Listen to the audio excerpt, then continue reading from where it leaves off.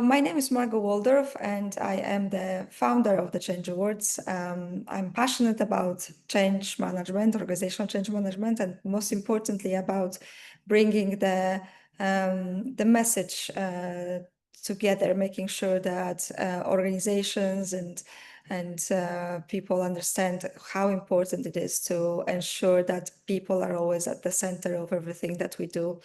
And I love to amplify the message the organizational change management professionals like Amy are practicing about, so talking about and working with fantastic companies.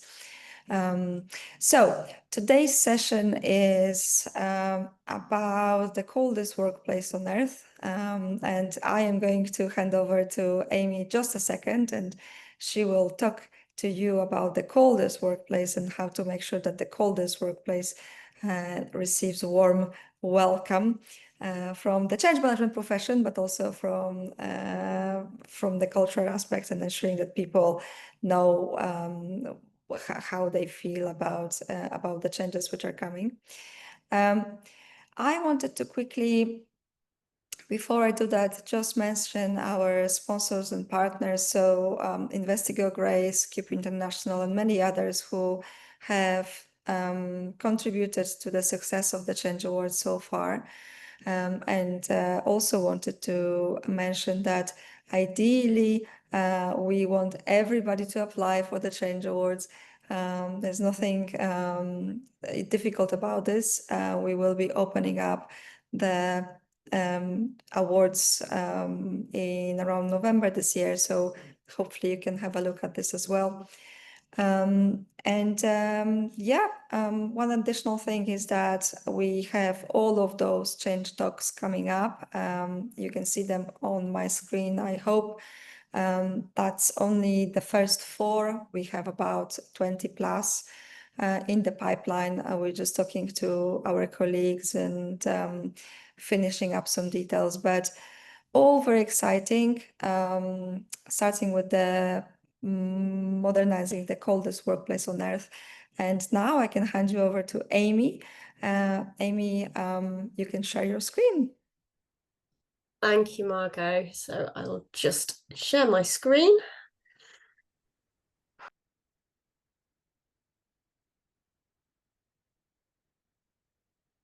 And hopefully everybody can see that. So thank you, Margot, and thank you to the Change Awards for inviting me to talk today. So as Margot said, my name's Amy Jackson, and I'm Head of Strategy and Transformation at British Antarctic Survey. So today I'm going to try and give you a whistle-stop tour of the change journey BAS has been on for the last around 10 years. It is something of a complex story. However, I do hope you're going to find it interesting to how we've tackled what has been a pretty enormous challenge.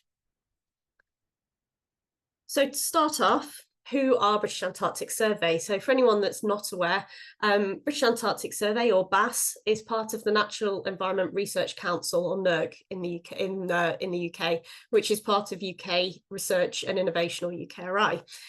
So we are an organisation with a long history. So we were originally established in 1962, following on from its predecessors, Operation Tabarin, which was orchestrated in the Second World War, and then the Falkland Islands Defence Force. So we have a twofold mission as an organisation.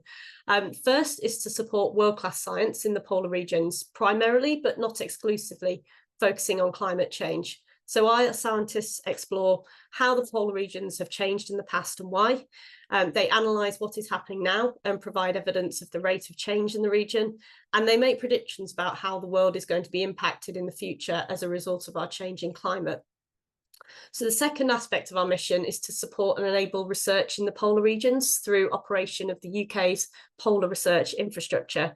So we also have a policy responsibility, excuse me, to the Foreign Commonwealth Development Office as part of the UK government to maintain the UK presence in British Antarctic territory as well.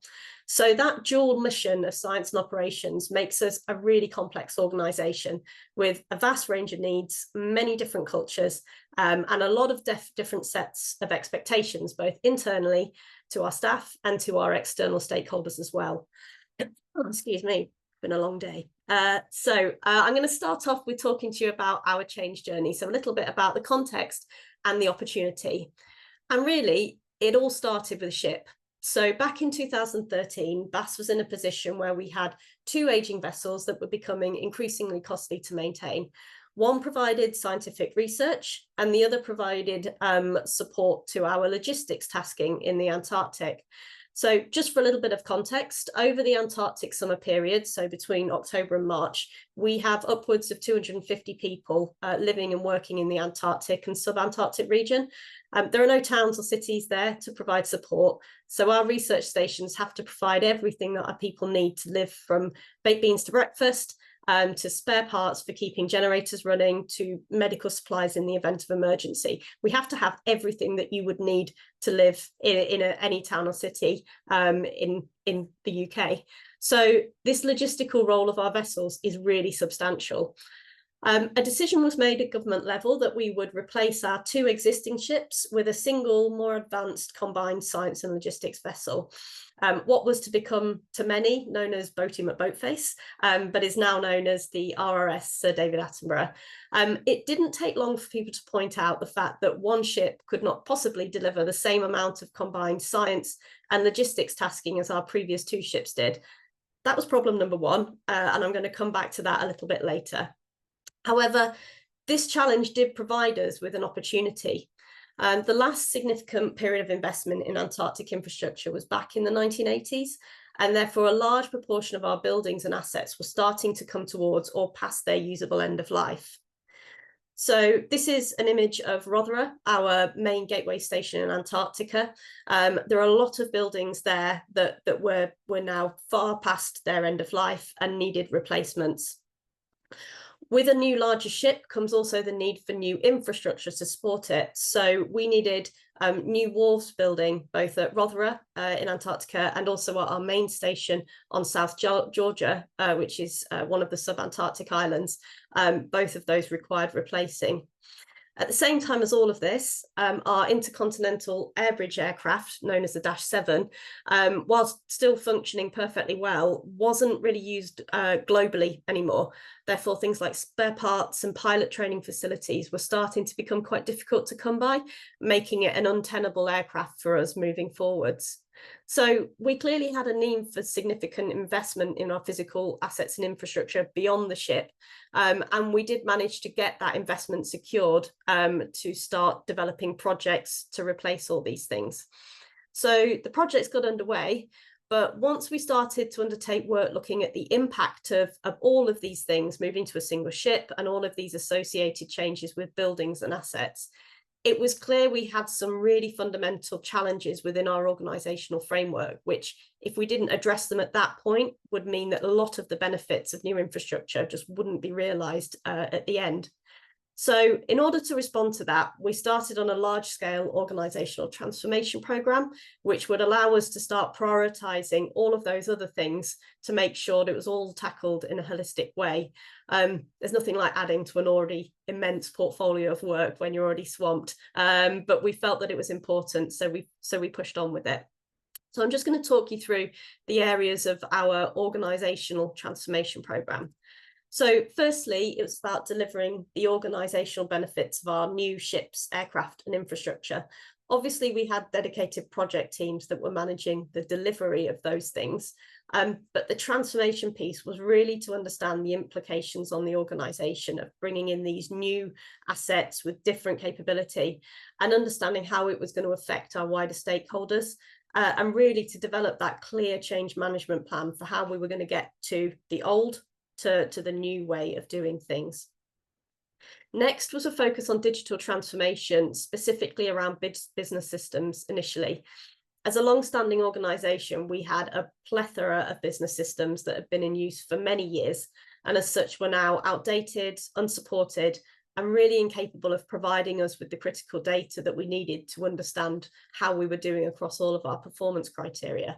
So the introduction of a new ship with a more advanced system really provided a bit of a catalyst to ensure that the rest of our digital architecture was capable of interfacing that with that and making sure we had a modern systems approach.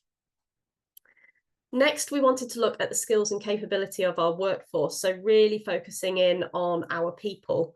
So when you introduce more modern and advanced infrastructure, ultimately that means there's going to be a change of skills required in the future to support that new technology. So we set about establishing a work stream that focused on improvements across HR to address workforce planning, talent pipeline, recruitment, performance management, and training, all of those people aspects to make sure that we were properly understanding and planning what we needed from our workforce in the future. Next, we looked at financial efficiency. So BAS is a government-funded organisation, and as such, finances are always at the top of our agenda. We really needed to strengthen our financial processes to ensure that we're able to demonstrate the return on investment that was expected by our funders and those providing investment, as well as being able to establish a long-term plan for affordability once all of our new assets and infrastructure were online. Next, we wanted to look at assurance and compliance. So safety is at the forefront of everything that we do at BAS. It has to be when you're operating in one of the most extreme environments in the world. Regulations are tightening in all areas, and to make sure that it remains safe to send people to work and live in the polar regions, we needed to review how we addressed and resourced safety, particularly when it was such an intense period of introducing new technology and new capability. So another work stream was born at that point. Next, we wanted to look at reshaping our science. So I mentioned at the beginning with our new model, we only had one ship that could deliver both science and logistics. So the benefits that were contained within the business case for the ship stated that we still needed to maintain a high level of scientific output. So we needed our scientists to start thinking about how they would deliver science in a different way to how we have been doing in the past. So this work stream was all about stakeholder engagement and facilitating our science to think differently for the future. Our next one was about modernising our organisational structure. So shuffling the chess pieces might not seem like a particularly transformational thing to do, but it meant having the right people in the right place, which would in turn help them to understand and drive the changes that were required. A lot of our issues stem from a lack of internal collaboration at that time. So by moving some of the teams around, it provided an opportunity to break down some pre-existing silos and develop more cross-team working across the piece. And then finally, and probably most importantly, our last theme within our internal transformation was about developing relationships. So BAS, like many organisations that have been around for a long time, we had many silos across the whole organisation. The need to work collaboratively across our different parts was now clear to everybody, with such an instrumental change on the horizon. And there was a real need to address our culture to break down barriers across different disciplines and open up collective problem solving to make sure everyone was prepared when our new capital investments came online. I think everyone will agree culture is often the make or break of any change programme. So it was right at the top of our priority list when it came to planning our change portfolio. So we had our wholesale plan to make BAS fit for the future. Getting to this stage was not a quick process, and achieving a high level of maturity for our change thinking took a number of years. It required buy-in at a range of levels, both internally from the ground up to the top leadership, but it also required support and understanding from our parent bodies, along with some associated investment to make us to allow us to achieve the enormous portfolio of change that was needed. So we were successful in receiving funding initially for 4 roles, which included my own, with an agreement to focus on acquiring expertise in finance, digital and HR change. So my own role was directed towards the operational assets and infrastructure side of the programme. So we shaped a matrix style team with embedding our finance, digital and HR teams within the business as usual, but also maintaining a hybrid transformation team so we could support one another and share a common change management approach. So by 2019, we had a plan, we had investment, and we had resources in place to address all of our transformation needs. So, you know, at that point, what could possibly go wrong? And that's where I'm going to move on to the challenges of our transformation journey so far. So hopefully you noticed the date there, 2019. No presentation that covers anything from the last few years can avoid mentioning COVID and the impact that it had on their programme. So for BAS, it was a really significant impact on our change programme. Our organisational priority switched over the course of 24 hours from everybody being excited and getting ready for a new ship to getting nearly 200 people home from the end of the earth when all of the global transportation links have been closed overnight. So that's a story for another day. However, in terms of what actually happened to our change programme, we were determined to keep it going and maintain the momentum that we'd already built. So as a team, we needed to look at the kind of work we were involved in at that point and try to understand how much support and engagement we were going to need from the business as usual teams, as it was unlikely that they were going to have a lot of time for us at all. Progress on the completion of the new ship also slowed because of the challenges of having contractors working in close proximity in the shipyard. So we had to look really hard at our portfolio and decouple projects from the ship delivery and focus on areas that we knew that we could develop independently or using data that already existed. For the transformation team, it meant making some really big assumptions during that period and making sure we documented them. So when people did start to appear from the COVID fog, we could test those assumptions and make any adjustments where necessary. So for me, this was the point in the programme where the fact that we'd invested in specific resource to deliver change paid off. If we'd relied on business as usual teams to deliver the change aspects, the programme would undoubtedly have fallen by the wayside. As it was, whilst yes, we had to replan our expected project deliveries, we did maintain momentum and we ensured that everything was in place for when the ship was finally handed over. So that's the first challenge I want to talk about. The next one is about managing change across continents. So change is pretty hard when you're doing it within the building that you work in. However, when you're faced with a transformation programme where a large proportion of the output and your stakeholders are going to be 9,000 kilometres away, it brings a slightly different set of challenges. So for us, one of the hardest things was having to manage regular deployments of a lot of our key stakeholders, where they would disappear for months between October and March to carry out key work in Antarctica. Thankfully, we're in a better position now, thanks to new satellite communications, all hail Starlink. But for the first 4 years of the programme, bandwidth in Antarctica was dreadful. Phone calls were just about possible, but there was no capability for video conferencing. And therefore, the majority of our communications were sent via email, which is not always the easiest way to build rapport with stakeholders, particularly when you're doing it from scratch. It meant that we had to plan our communications approach stakeholder by stakeholder to ensure that if there were any critical pathways, that they weren't disrupted by key decision makers being unavailable. So BAS has a really diverse range of staff and collaborators because of our deployed operations, as well as our teams in the UK and headquarters. We have people from chefs, plumbers, scientists, tractor operators, pilots, sailors, finance teams, the list goes on. And as such, we needed to make sure that we tailored our engagement approach to fit the audience it was tended for. As a transformation team, we didn't regularly deploy. So we needed to work really hard to try and build relationships with teams that had only been to Cambridge during their initial training, didn't really know who we were or what we were trying to do. So we invested a lot of time in trying to find trusted, influential friends who would spend time in Antarctica to help champion our message about the transformation on ships and stations. So when we did then need to reach out to people, they had some awareness already. So the final challenge I'm going to talk about is change fatigue. And I think that's something that a lot of people come up against. A phrase that I read in a recent global megatrends report said that change is not a choice, it's a force of nature. And whilst I agree with that principle, it doesn't mean that people are any more prepared for the impact when they're faced with a continuous bombardment of change. So for us, what started with a ship snowballed into a 10 to 15 year programme of large scale change and transformation. And whilst not every person is affected by every change, there's definitely that feeling amongst staff and our collaborators that people were starting to get fed up with the constantly moving puzzle pieces.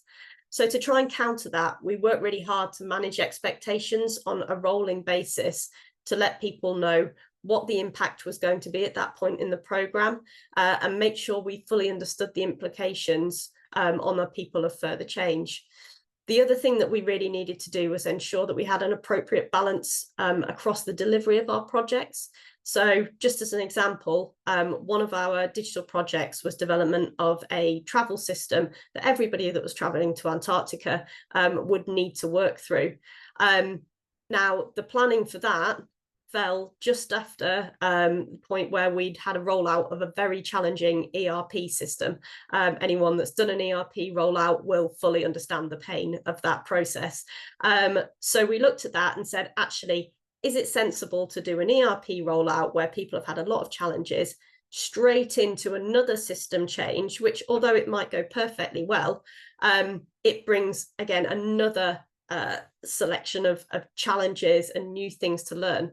So we looked at that second project and we went to the board with a few options to either keep going as we were or delay it. And in that instance, it was decided that the impact on staff morale had to take priority. And as such, we moved back the go live date of that system. It had some impacts, but we believed that they were manageable. We captured the risks and we did that. So I think actually constantly being able to readdress your program and make difficult decisions about delivery to make sure that the change fatigue on people is managed in the best way possible is a really important thing that we found as we move through. So they're just three of the challenges that we encountered. I should say it's a very long list of challenges that we encountered over the period, but I just wanted to pick those three out. But I think a lot of the others were probably quite common to anyone that's carrying out a large-scale transformation project. I don't like talking about challenges unless I'm going to try and follow that up with something positive. So next, I want to talk a little bit about some of our highlights and outcomes.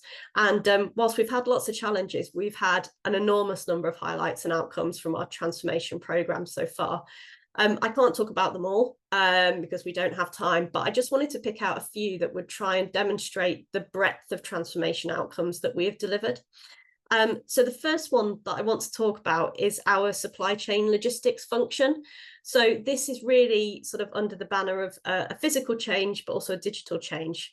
So the RRS Sir David Attenborough, our new ship, was designed with a containerized approach to logistics. So that is, we pack all of our cargo into containers before it goes on the ship. With our previous ships, we had what's called a break bulk process where cargo was loaded onto the ship in pieces, which was quite a slow and arduous process. Containerization allows for increased efficiency of both the space within the ship, but also quicker processes of loading and unloading. And for us, speeding up time on station for logistics so the ship could get back out and start doing science at sea as soon as possible was going to be a really key component of our new operating model. But we weren't set up for 100% containerization.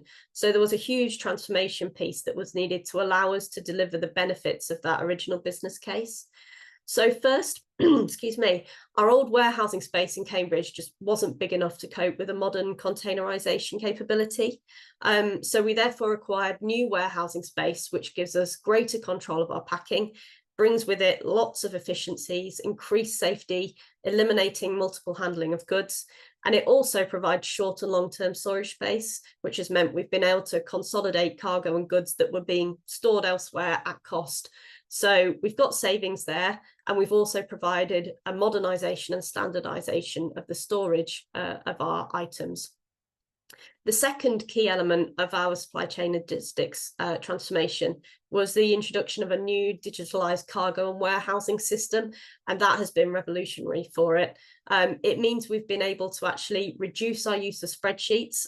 In our previous guise, we had to record all of our data about every piece of cargo that was going south manually, and we had multiple spreadsheets which allowed for errors in information, duplication of data, all of those sort of digital hygiene things that we're not supposed to do. We were basically doing them all. So with the new system, we prioritized integrations into our existing procurement system so that we've now got visibility of our end-to-end procurement chain. And we've also developed a control tower that sits on top of our systems to provide the information from that data that's required to manage our resources. So, for example, during busy periods where we can see that the cargo is expected to be delivered, we can prioritise our people unpacking. And when we can see it's going to be quite quiet, we can utilise that period to carry out other essential work. But it means we're planning it rather than reacting to it now. The ability to access our data has finally allowed the team to adopt a modern logistics model where we can make decisions based on real-time information in front of us. Our transformed supply chain capability means that we're now meeting ISO standards, which we weren't able to achieve before. And we've just generally got greater confidence in the safety and security of our process.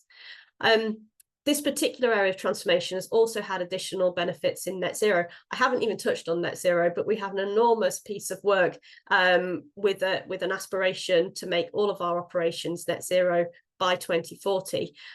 So the benefits that came through this particular work stream is we worked with a commercial haulier company that we've used for years, and we've been able to establish a net zero opportunity to move cargo between Cambridge and our mobilisation port in Harwich using electric lorries, as well as investing in increasing levels of reusable and sustainable packaging material as well.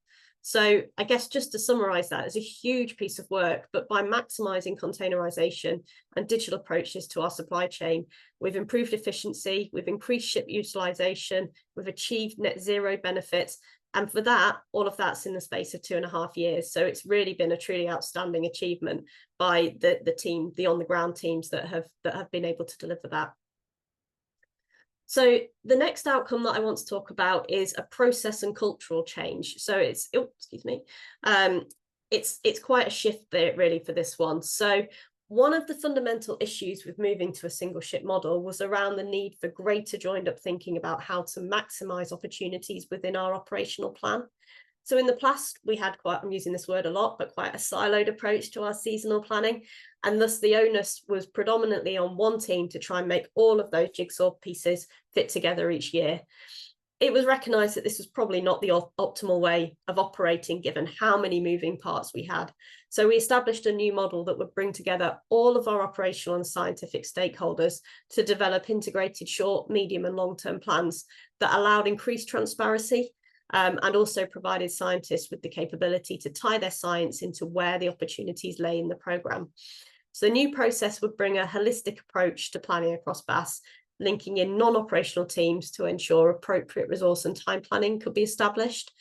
The value of integrated planning has really been sharing plans and using different perspectives to identify efficiencies, risks, and new ways of doing things. With one less ship, it was absolutely imperative that we used every inch of the ship's time available, and we really needed to hone this process to make sure it remained as flexible as possible. So whilst this is a process change, there's a really significant cultural change aspect.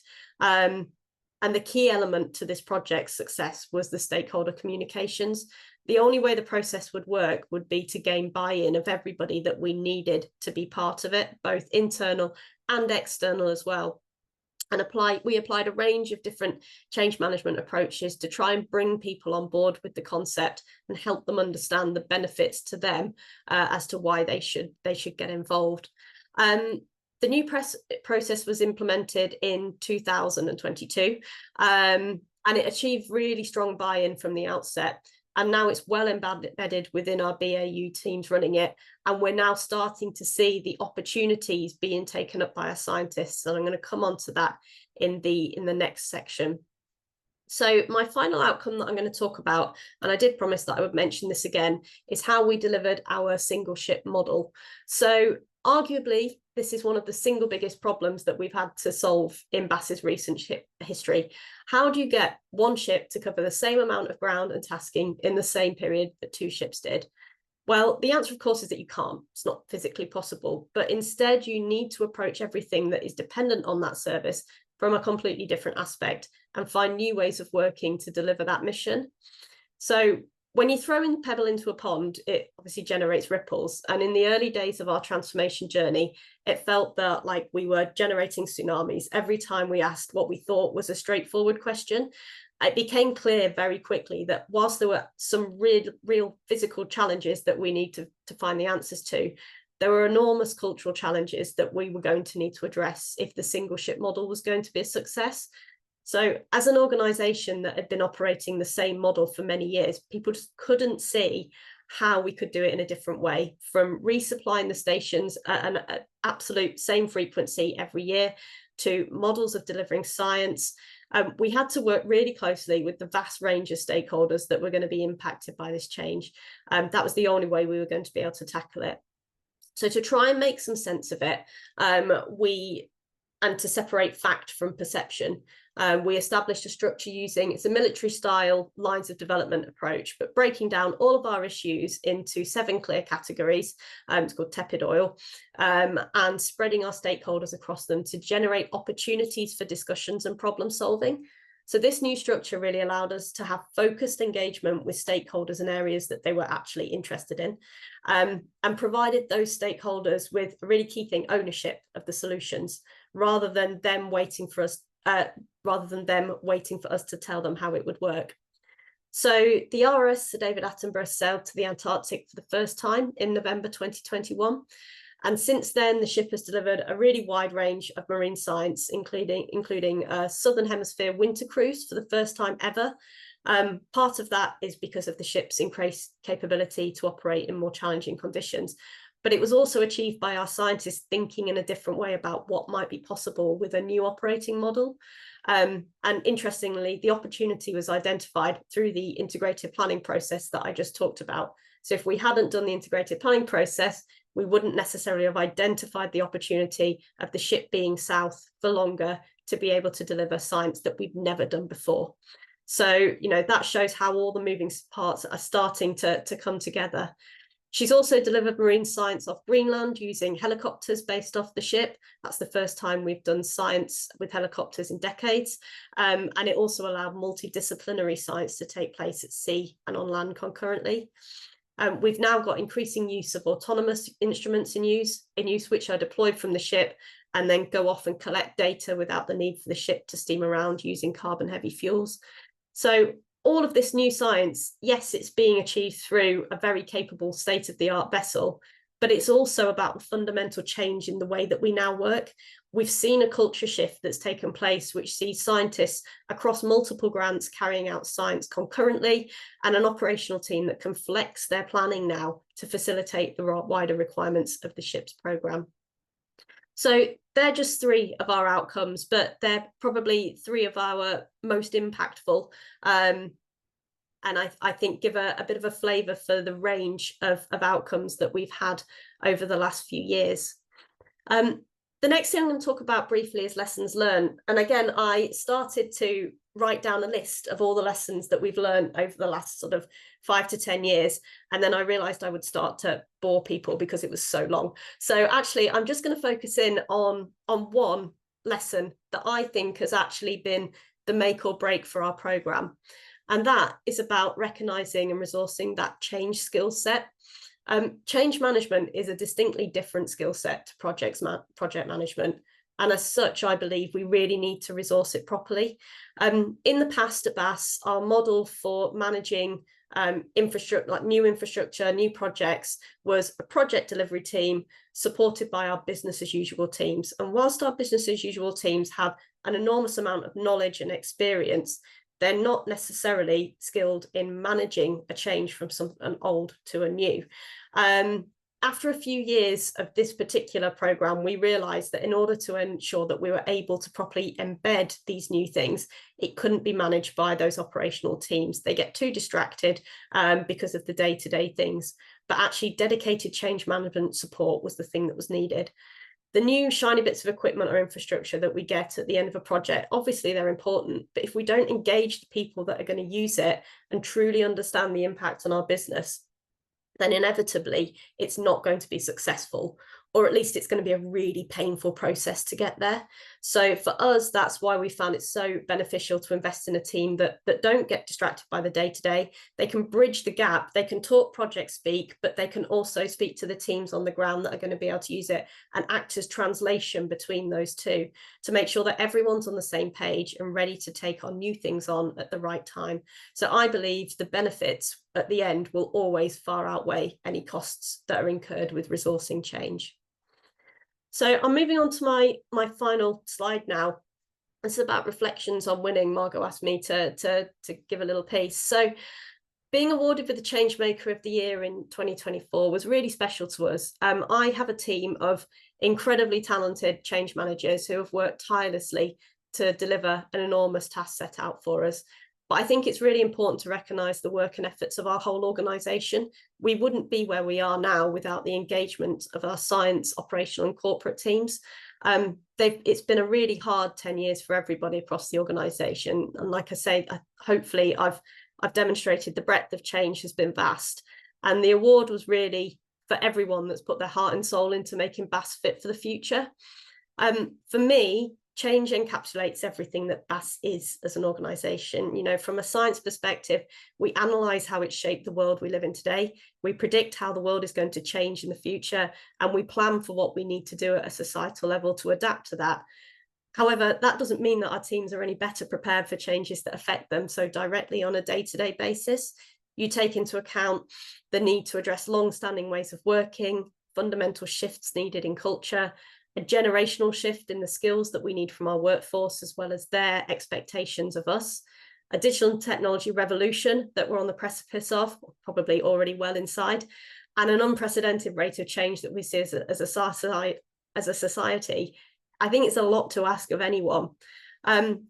I've talked a lot in the past tense about our transformation journey, but I think I should say at this point, it's still very much our present. I've now got a team of 9 and a full portfolio of transformation projects that are taking us much further into the future to address our ever-changing internal and external needs. But I truly believe that through our first phase of transformation, we've put those organisational building blocks in place that allow us to be more resilient to changes that are needed, and we can have a much more agile response to changes in the future. So that brings me to the end of my presentation. I hope you found it interesting hearing about our particular change journey, and happy to answer any questions, or please contact me on LinkedIn if you've got anything later on. But I'll hand back to Margot. Thank you.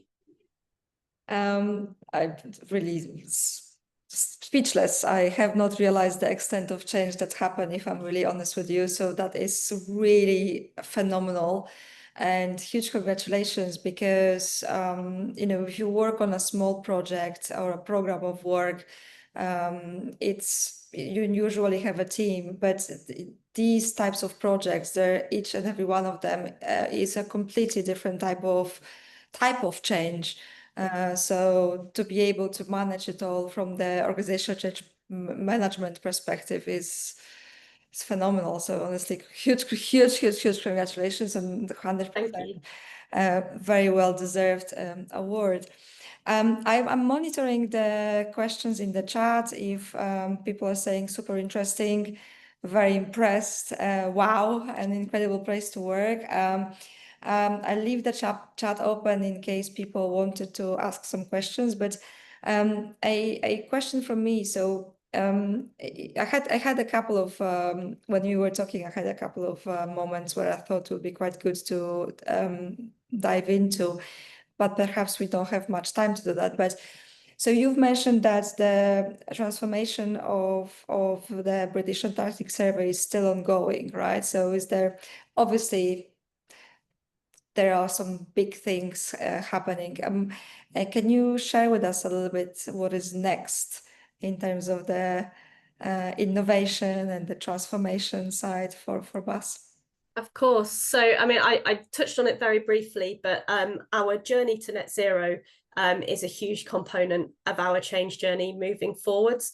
We've already made really big headway in terms of a lot of our infrastructure and assets, but we still have a long way to go. So there is likely to be more infrastructure investment that's needed, particularly our main station in Rotherham, to get us to a point where we have 100% renewable energy. There will be work to do. It's no secret the ships are not the most carbon friendly ways of moving around. We need ships, so we will always have that, but we're constantly investigating different ways for marine decarbonisation and reducing the amount of fuel that we use there. So net zero is going to be a significant piece. Digital, we have touched we've skimmed the surface of what we need to do from a digital perspective, but we're in the process of developing a new digital strategy, which we've focused on business systems, but now it's about looking at AI, digital twins, machine learning, how that impacts both of our science, but also our corporate functions as well, and how we embrace the benefits of that, but we do it in a way where we are doing it in a knowing way. So digital is huge, and the rate of digital change, I think, is the scariest thing at the moment about trying to manage a digital change, because you think you've got to a certain point, and then the next day you find out that's all been superseded now when you need to think about something else. So I think that's going to be something that's one of our biggest tasks over the next few years. I've got a whole list of other things, but I'll probably stop there. They're probably our two main areas to focus on. Sounds like everybody is on the same page, I think, in the corporate world. I have two questions from people. People are very keen to learn whether you have been to any of those Antarctic sites. Yeah, I have been south. So I've been with BAS for 8 years now. And in my second year, whilst I was as a BAS, I went south for 6 weeks to understand how the organisation works. I think it's very difficult to come up with a change plan for somewhere that you've never been before. So, we do it in certain circumstances, but actually having that familiarization with the different stations, with the ship, it was really important. And I mean, it was the most amazing 6 weeks of my life. Don't tell my husband that, because but it really was. It's an incredible place. You're very privileged if you get to go south. It's an amazing place. It makes you feel makes you realize how small you are when you are in Antarctica. But yeah, amazing, absolutely amazing place. Well, I'm 100% jealous. I really wish I could go as well. I think maybe the final question from me, because I'm just conscious of time, we have literally 3 more minutes. Is there anything that you think that organizations can learn from BAS at the moment? Because it's a huge transformation, huge piece. We don't hear enough about it. There is just a little bit information in the media about it, but we've got those bigger, chunkier items. That piece about culture, the people movement, the investment in the right skills, in the right time. Is there anything beyond that you think organizations should be thinking about if they're preparing for that future-ready work? I think any kind of transformation, and it actually doesn't really matter about the scale, but at the very beginning of the process, really think carefully about the extent of the tentacle. I like to call them tentacles, the tentacles of your change impact, because inevitably it's wider than you think it's going to be. So I think, speak to more people than you think you need to really understand who's going to be impacted and the different ways that it could happen. We used a good method of just doing a so what exercise. So, you put the ship in the middle. What's the first layer of challenges that people can see? And then from each of those, okay, what does that mean? Okay, but what does that mean? And you keep going until you can't answer the question anymore. And we covered a lot of whiteboards in those early days to really pick out. And you can't deal with everything. You have to prioritize. There are still things that are on my list from my first couple of months when I joined BAS that we've never got round to, but they're nice. They're kind of nice to haves, and you need to really focus in on the things that are going to be the most impactful when you've got such a wide scale of transformation, I think. Mm-hmm. One more question I have. Did the boardroom appreciate the resource needed for change? They did, but not straight away. So I think I'd been at BAS for 18 months before I got them to really sit down and understand why we needed more than one person to actually address this properly. So now they do. Now there is absolute acknowledgement that investing in change management has had its benefits, and we're able, I haven't gone into a lot of quantitative data, but we're able to demonstrate why it's been worth the investment into the resource. We've made so many efficiencies. But I think trying to find a way to sell that at the start is the hardest thing, because until you're slightly further down the line, it's usually at the point where things are going wrong, where they say, okay, well, maybe we need to invest. So I think try and find some example, use BAS as a good example. If you need something to support your argument, find other places where it's worked well, and use that to sell it, because it's invaluable. It really is. And I can see all those questions are coming from Gary Marshall, and Gary is actually one of our next speakers. He's Translink, a huge project in Belfast. I suspect you will have a lot in common in terms of your observations.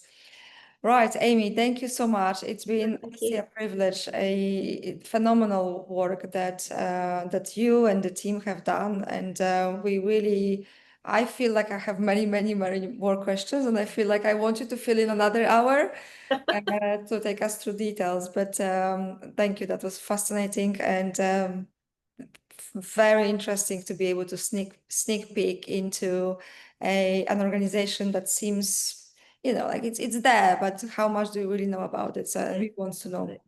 Oh, thank you so much for the opportunity. It's been great.